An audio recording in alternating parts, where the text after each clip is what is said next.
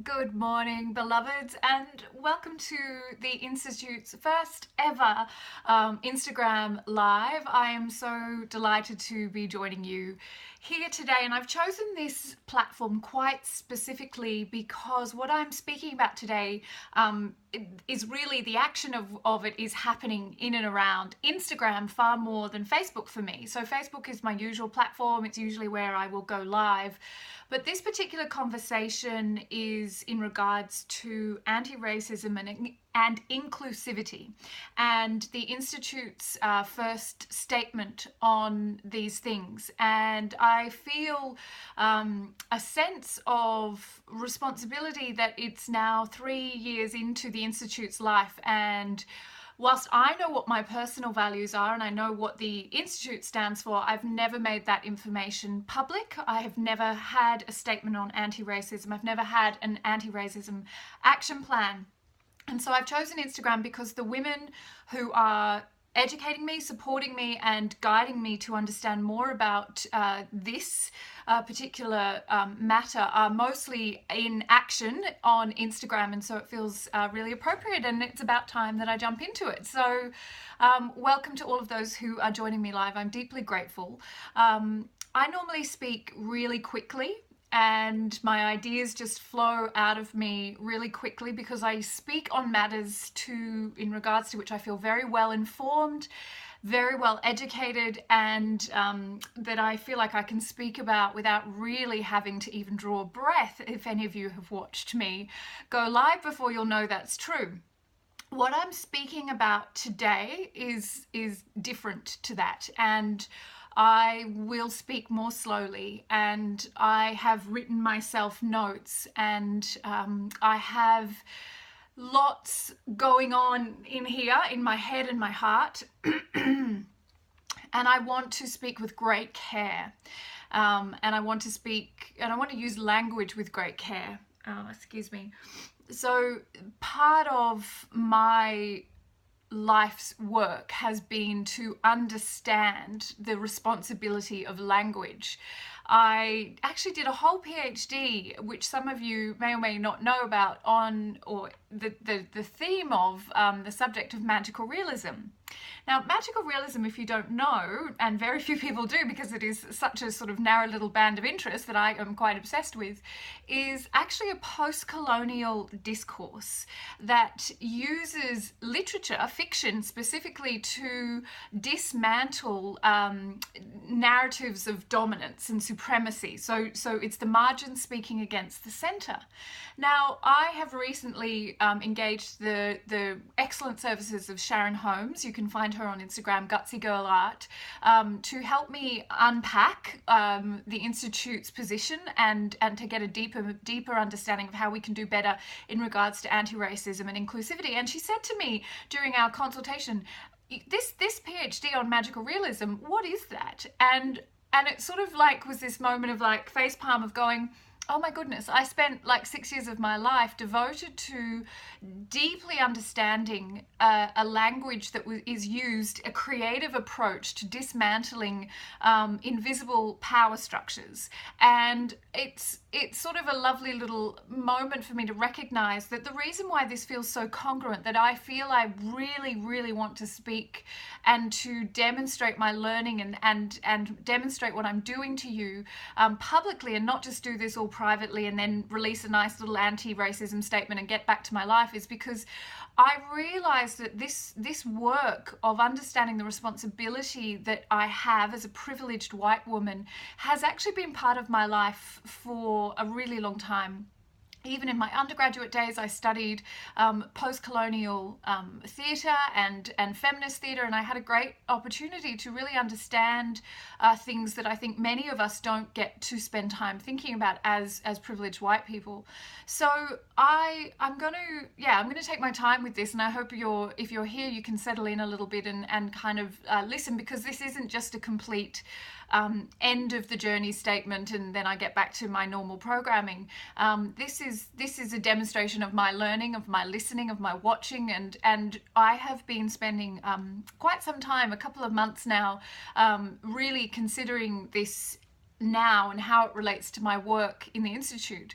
So I feel like I have a responsibility, and that responsibility has been to learn and to listen and to observe and to participate in dismantling my own subconscious beliefs, which, if any of you know me, know that is my life's work in all parts of my life. And that's why I really love the intersections I'm seeing between my spirituality, the way that my brand of spiritual seeking unfolds in the world, and dismantling racism, how they intersect very powerfully for me. And I'm actually going to share this in two parts. So the first live that I'm doing is going to be speaking specifically to the anti-racism plan that the Institute will be launching this week, a formal plan, and this video will also include the actions that I'm taking and the things that I'm doing. And I'm going to share with you in particular my experience of doing Layla Saad's,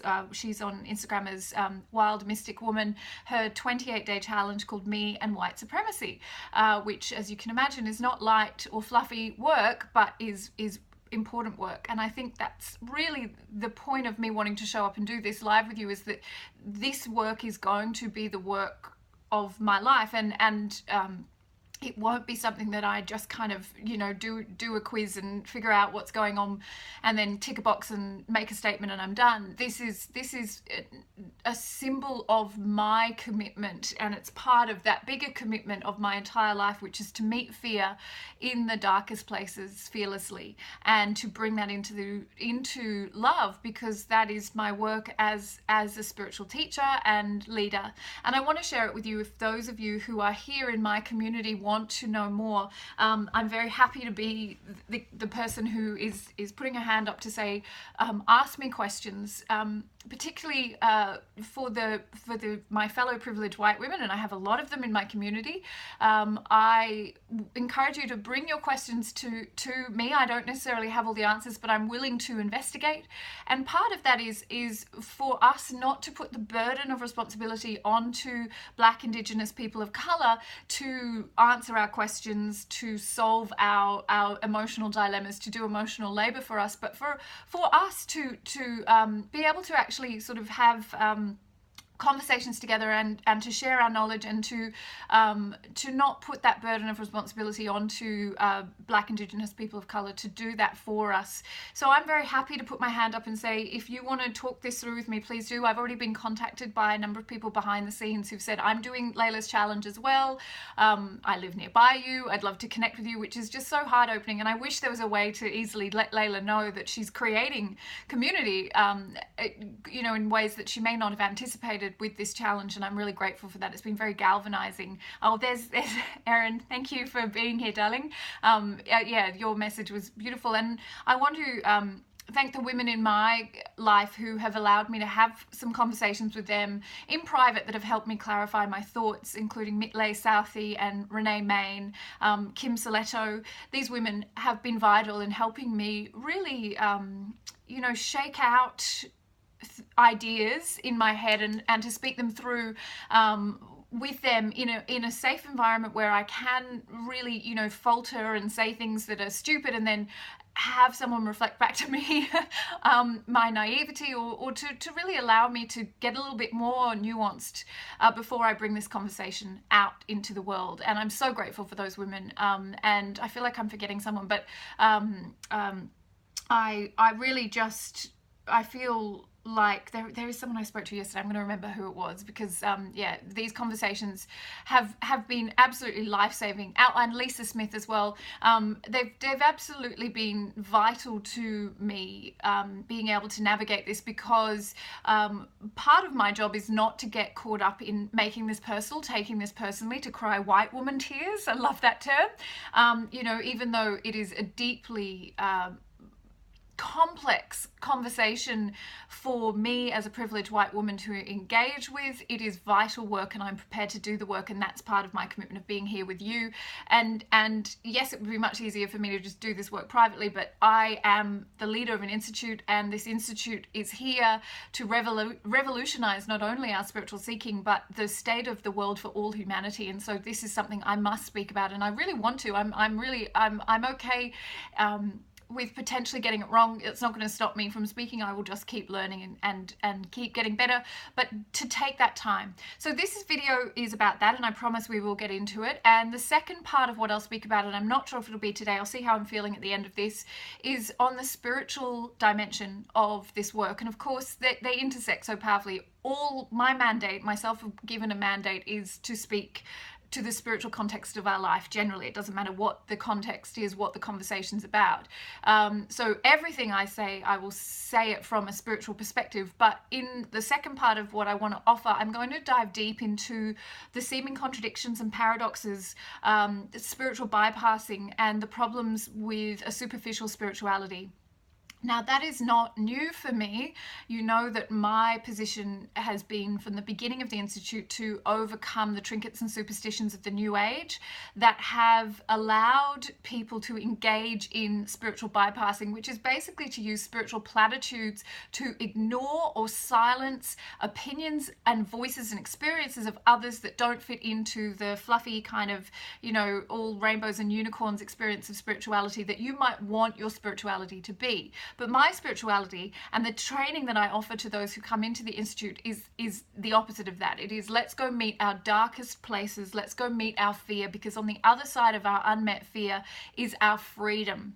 And our freedom is that to know that we are love and to be of service. So my spirituality is a spiritual activism, and it takes place in the world. The symbol of the priestess that I use with great consideration. As I say, I don't unleash signs or symbols or words or language in my institute casually. I'm very careful and considered about the meaning, the weight, and the historical location that terms have that I use. And if I use something that's appropriating or is dismissive of experience or is superficial, then I hope you'll call me out on it. And I call myself out on it.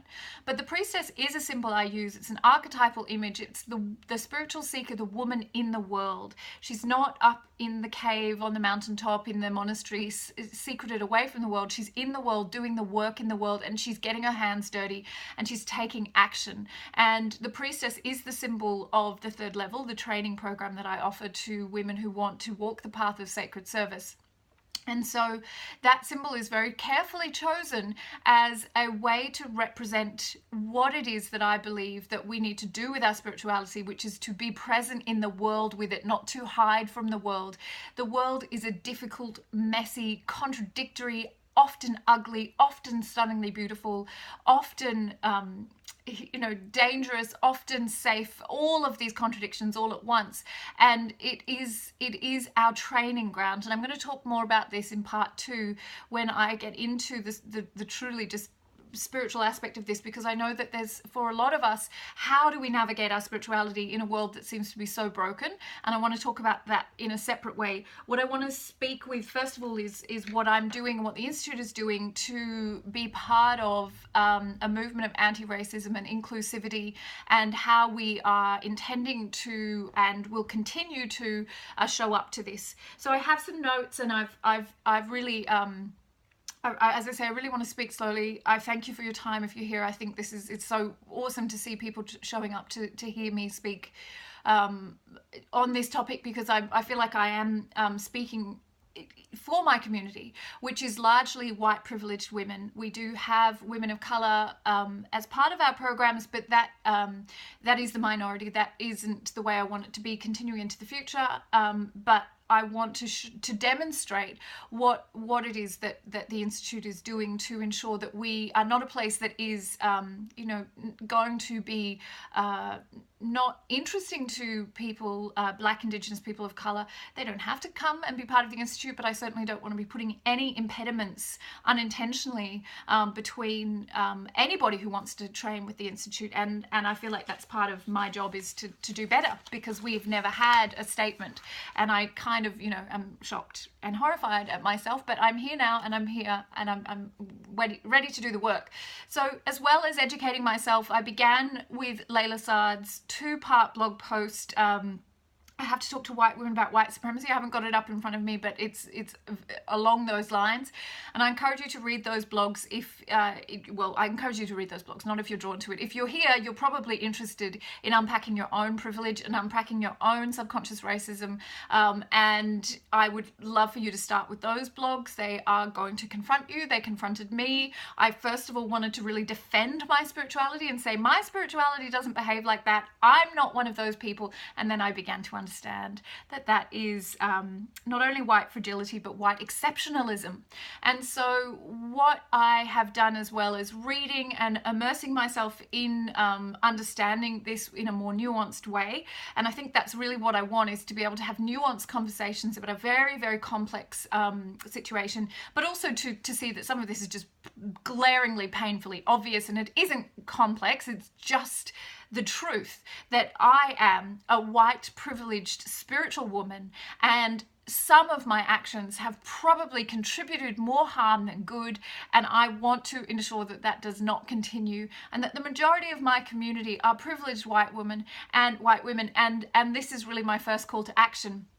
Let's acknowledge our privilege, okay? So we learn as students of the Institute, we follow that mandate of radical acceptance of what is. We don't argue with what is, we radically accept what is. The state of the world as it is right now is a world that privileges whiteness, and as a privileged white woman, I have a responsibility to show up, to be part of dismantling supremacy wherever it exists in the world. And that is a spiritual mandate, as well as a political mandate, as well as a personal mandate, as well as an emotional mandate, that there's no part of my life that is separate from that, because my spirituality, you know, the statement that came out in the second wave feminism in the 60s was, the personal is political. And I want to say that the spiritual is political, and I want to say that because there is a tendency for us to be in hiding with our spirituality, as well as to be in hiding around our opinions on racism, yeah? These things are difficult to talk about in public spaces, and I want to kind of be part of breaking down that, because it's the difficulty of bringing this work into public spaces that condones it, that allows the status quo to continue, and for us to have both a very superficial spirituality, which means we're not actioning our faith. We might say all is one and love is all there is, and then behave unintentionally like racists. That don't fly with me. So what I want to do is really bring together the opportunity for us to bring these conversations into those public spaces, and to, you know, to really be unafraid to unpack our privilege. Our privilege is our superpower. And this analogy has been going through my head, and I don't want to seem superficial, but it does seem right. Okay, when Wonder Woman, the movie, came out, a lot of the women in my community, spiritual women, got very excited about that. Okay, Rufus, the giant Afghan, wants to go outside, as always, because I'm doing a live, so give me 1 second.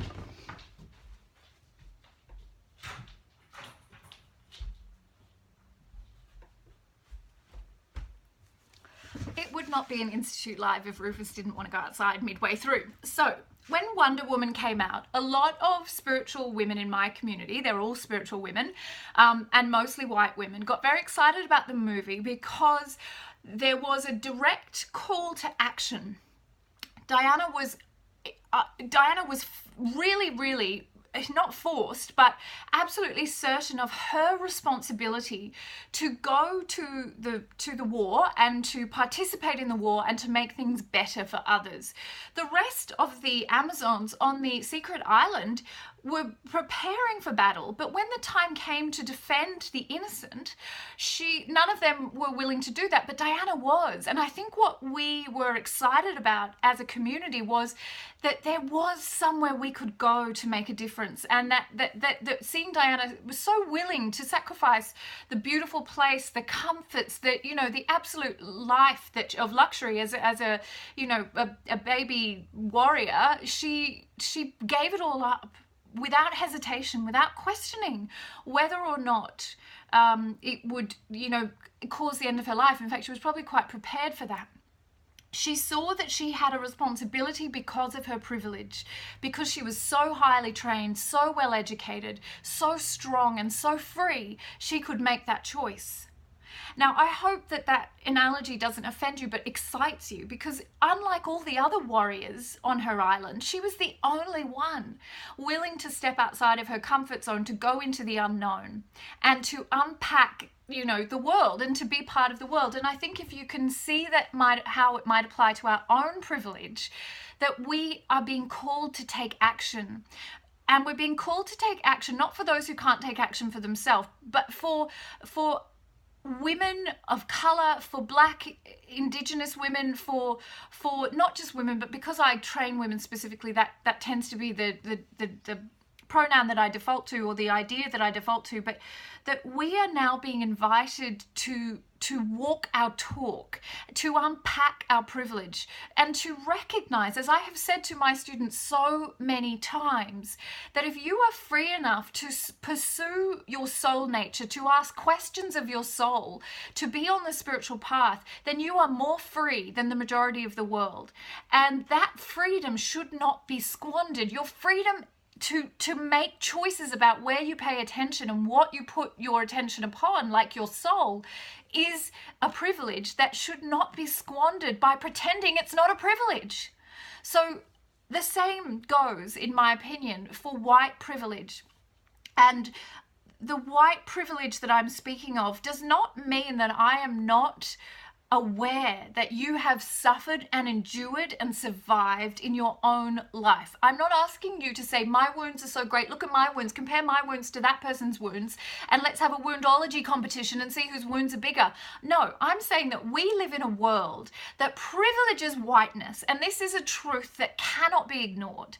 And if you are a white person, you are naturally privileged, not naturally because there's nothing natural about it, you are culturally and societally privileged. And that privilege is yours to do something with. If you pretend that privilege doesn't exist, or you want to do the wound comparisonitis and say, yes, but look at all the suffering I've endured, and therefore I don't have to show up for others, then you are missing one of the greatest gifts that you have been given. And that is that you are free enough to make a difference for those who have not been given that privilege, simply because of the color of their skin. That is the world we live in. And while we live in that world, and I'm going to talk more about what the world is, in my opinion, in the second part of this, about the spirituality, the spiritual dimension of this, our responsibility is to use that privilege to create something better for all. We do that not by telling people who are less privileged than us how things should happen, but by listening. Because the first thing we can do in dismantling our privilege is thinking that the biggest privilege that we have, or the right that we have, is to be the ones who are constantly speaking. Now, I know the irony is that I am speaking right now, but I want to tell you what it's taken for me to get to the point where I felt ready to speak. It has been months of self-inquiry and investigation and reading and educating myself. It's been engaging the paid services of an expert in this field, getting a detailed action plan and putting actions into place. It's been taking part in Layla Saad's 28-day Me and White Supremacy Challenge and unpacking my subconscious and conscious racism that has been harbored inside of me for generations, and looking at that nasty, ugly shit that sits inside of me and saying, no more. I am not going to participate in this consciously or unconsciously anymore. It is being willing to be defenseless, not having to defend my position or say why it is the way that it is, or to try to argue that I should be given special compensation. These are all terms and ideas that you can unpack for yourself. You can still join Layla's challenge. It's up to about day 11 now. I'm only up to day 5. You can join at any time. And you can unpack things for yourself, do the work for yourself that will allow you to see where your blind spots are. And this is not something that I want you to make about your own individual goodness, because this is not about good or bad. This is about the paradigm of the world that we currently inhabit, which is a white-centric world. I also want to say that this is my statement on anti-racism and inclusivity. So I'm not speaking to gender right now. We do have an LGBTIQA statement on our website for trans and gender diversity. We do have a very clear mandate to train women, especially because, you know, I'm a spiritual feminist and I absolutely am unafraid to privilege women's experiences. I'm not speaking to all of the other ways that we are, you know, looking at marginalization. I'm speaking specifically about race and racism right now. I also just want to add a note there that I do not currently have a statement on disability or ableism, but that is also coming because that's also vital work, and there are things that I can be doing to improve accessibility and to make the Institute a place for people who have different levels of ability to engage in what we offer. Today I'm speaking about anti-racism and in particular from that more human dimension. As I said in part 2, I'm going to speak from the spiritual dimension, although everything that I do is spiritual and there's nothing that is not spiritual. And that's why it's really important that we don't see this work as tangential to spiritual seeking. This is the work of spiritual seeking. Wherever there is unmet subconscious fear, you know this if you were trained by me, wherever there is unmet subconscious fear, that is the part of you that has forgotten that you are God or the infinite, and that is where you go to do the work. Now, we may not like the idea that our ancestors, whose genetics we carry in our body, were able to dehumanize themselves to the point where colonization could happen all over the world of people of Black, Indigenous, people of color. But we are the inheritors of that dehumanized heart. And part of what I love so much about Layla's work, and in her day 3 video as part of her challenge of me and white supremacy, she talks about rehumanization. And I believe we are in the century of the heart. Greg Braden says so too. And that what we're discovering about the science of the heart, the little brain in the heart, is only a tiny, tiny part of what we will do when we crack open the collective heart chakra of the planet. Because we have had to shut our heart chakra down as a planet to be able to live in a reality that is so dysfunctional, that is so marginalizing of anything other than usually male whiteness, and in this case we're talking about whiteness generally, that we could exist in a world that for the last several hundred years has been built an economy on slavery, that we have had to shut down or dehumanize ourselves to such an extent that we can tolerate the thought that a child, you know, that there are children in the world right now who are being sold into all kinds of horror for the benefit of someone financially. That is a dehumanized heart, yes? That we can exist in that paradigm. Now, I don't want you to go and sit at home and cry and suffer and beat yourself up because the world is the way that it is. That's certainly not what this is about. This is about personal responsibility. What action can I take? How is my faith showing up in the world? How is my faith active? Because it is not enough for me, for us to have a spirituality that is about just manifestation and law of attraction, and a superficial spirituality which is about how I get good shit for my little community of 4 people that I gave birth to, and everyone else can go to hell. Because that is what most spirituality is built on. I don't know if you notice this, particularly in the spiritual entrepreneur space, that spirituality seems to be mostly how can I get God to bend and fold according to my needs and the rest of the world can go to hell. Our mandate in the Institute is service, sacred service. How am I showing up in the world? How is my faith active? And that means, yes, every damn day I go into my subconscious and I look at the fear that I'm harboring and I release that fear, but then I don't just sit quietly at home. I have to be willing to speak about the things that matter, that are not freely available to all, and that's where this anti-racism plan fits in for me.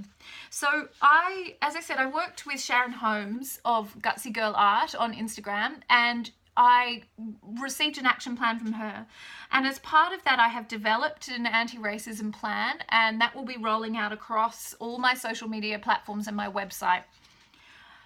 I realize I'm going on for a little while, but I did say that I said I'd speak slowly as well, but that certainly hasn't happened. I find speaking slowly very difficult. But I do want to speak a little bit about the ways that I am working in the Institute currently and will continue to develop, so that you've got an idea, you can understand how multifaceted this work is and how many different ways that we can take action. So I've written an anti-racism plan that will go up on the website. I won't read it all to you now because it's 2 pages, and I think you can read it for yourself, and I'll share it as a link when it's up on the website. What I will do in the coming days is make it very clear in the I'm Spiritually Fierce group what the terms of engagement are, who is welcome there, and really to make it very clear about, you know, in writing, because there is no clear statement of what my expectations are of engagement in regards to anti-racism and inclusivity. I'll be updating my website, of course, and web pages to reflect that.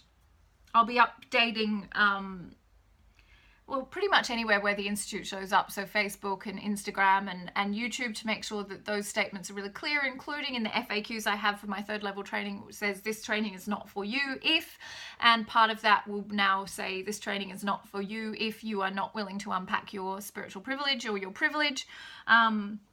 And in part 2 of this video, I think that's where I'm going to speak a lot about spiritual bypassing and what it means to me, and why this has actually been one of the most powerful spiritual development tools that I have ever participated in. And it was an unexpected thing for me, that unpacking my white privilege would lead me to recognize or to understand what it is I stand for as a spiritual person even more deeply. And I'm really grateful for that, because if, you know, we were spiritually fierce before, hold on to your hats, baby, because we're getting spiritually fiercer. And really recognizing where I see spiritual bypassing taking place, and the ways in which spirituality has been used as a weapon to take people's power rather than to give them power. And you'll know, if you've been trained by me, that I have never stood for that, and within the Institute that has never been permitted, but we're just going to up the ante on that because it's vital work.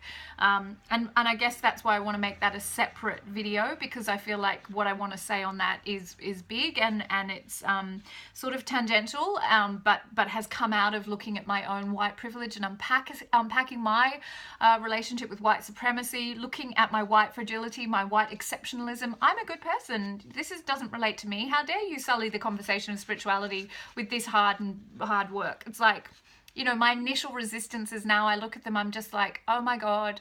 But I'm really, really excited, because in such a short amount of time, the evolution of my consciousness is kind of, you know, blowing me away. I can give myself a little pat on the back, but I know this is a lifelong commitment and doesn't stop here. And I'm so excited, because this is what we are here for. You know, I'm going to keep it on point here because I could go on.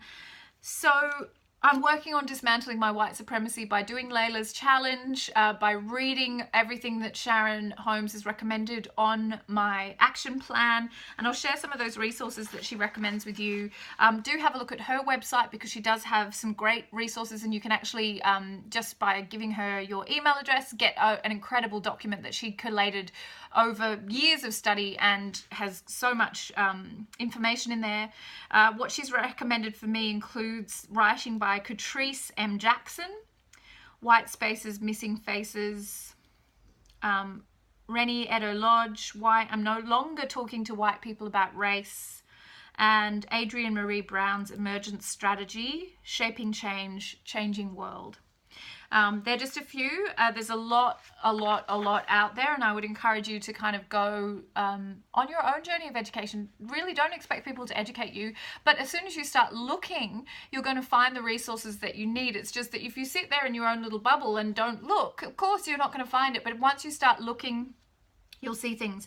I'm updating the hashtags I'm using on Instagram to better engage in this conversation and to demonstrate my commitment to allyship and to inclusivity and anti-racism.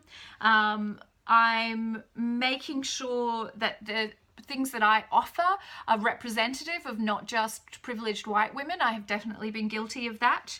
And it's not enough to say, well, they're the people in my community. I have to look at why are they the people in my community? What am I doing and what am I saying and what am I not saying that makes it easy for people to be in my community who are white and less easy for people who are not white to be part of that. Okay, so they're part of the things that I am doing and I'm excited to be doing and will continue to do over time.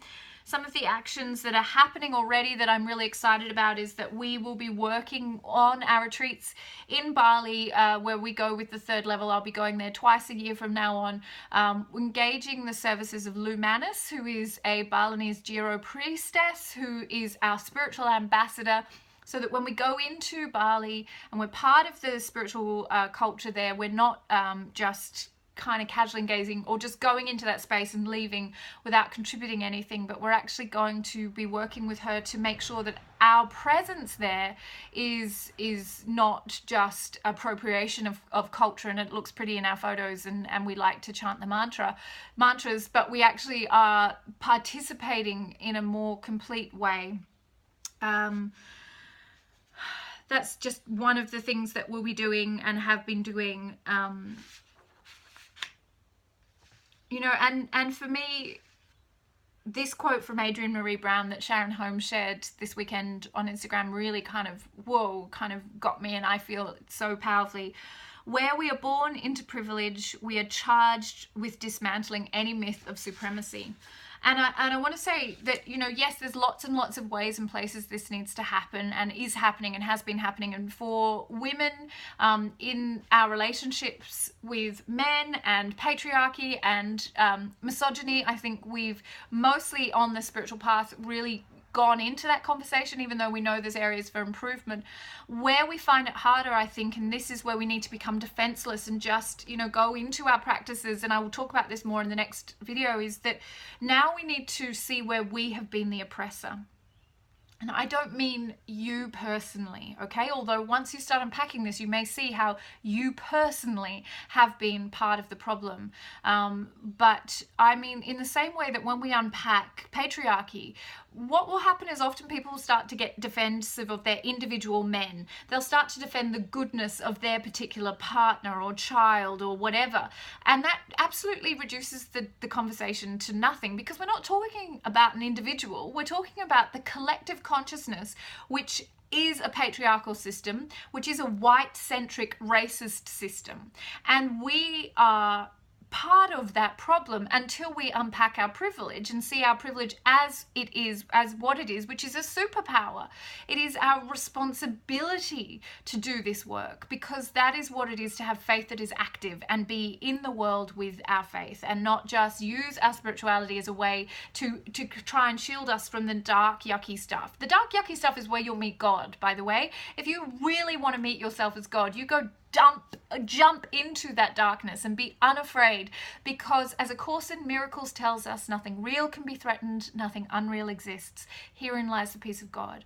And I'm going to go deeper into that in part 2 when I speak to the spirituality component of this more. But today I just really want to look at that. Please don't make this about you and your goodness. That's called white fragility and white exceptionalism. Look at the world globally. Look at your responsibility. Look at your genetic lineage. Look at what you've inherited. Look at what is sitting inside of your subconscious by right of your birth, and be willing and unafraid. Be defenseless. If you want to be a force for good, if you want to be part of the revolution, if you want to be part of the awakening, then that is where you need to go. And you do it without defense. Be defenseless, because that's how you'll actually get into the places that you want to get out of you. You don't want to be carrying this inside of you, and you don't want to be participating in a world like this, and you don't want to let your naivety or your spiritual bypassing be the reason why you pretend this isn't happening. This is happening, okay? And you can either be at the front leading this and being part of the change, or you can sit back in your fear of judgment or doubt or defensiveness or whatever it is and miss the opportunity to be part of one of the most important moments in our time. We live in an extraordinary age. We are reaching the end of, or the end of the economic system, the political system, the environmental chaos that's going on. Everything is coming to a state of chaos so that a new order can be born. And we get to determine what that new order is now by our actions. So be the revolution, be the tipping point. Please don't exclude yourself from this conversation. I've had a number of women say to me, oh, I'd totally be doing this right now, but I'm really busy. And I'm kind of looking around at my life thinking, well, it's not like I'm like, oh, I got nothing to do, I might just check my white privilege. No, there's no convenient time to do this work. There's no time where all the kids' needs are taken care of. There's no time where everybody in your life is going to have what they need and your job isn't demanding and all the rest of it. There is no excuse to not be doing this work now. And if you've been sitting back, hiding from your responsibility because of your obsession with your own busyness, then I'd invite you to make some time. Einstein time. This is what we do as spiritual people. Actually create the time to participate and to look at why you are defending yourself by saying that you're too busy. It may be terribly inconvenient, but guess what? So is living as a Black Indigenous person of color in a white man's world. And, I think we can do better. Okay, thank you for joining me. Thank you for those of you who have been commenting and sharing and talking about this in your own communities, and I invite you to continue to do that because you are the leader, you are the spiritual leader, and you do have that responsibility to lead these conversations. So far, I have to say that every time I've shared something about this, the response has been overwhelmingly positive, but if it wasn't, that wouldn't stop me. And I'm very excited to see all of you take up that mantle and, to be part of this change for good, because it really is where the energy is going right now. And that's our invitation. That shows us where we need to be showing up. Okay. This is where we need to be, and let's be fearless. It is my privilege to be free enough to lead this conversation for my community, and I thank you for being here.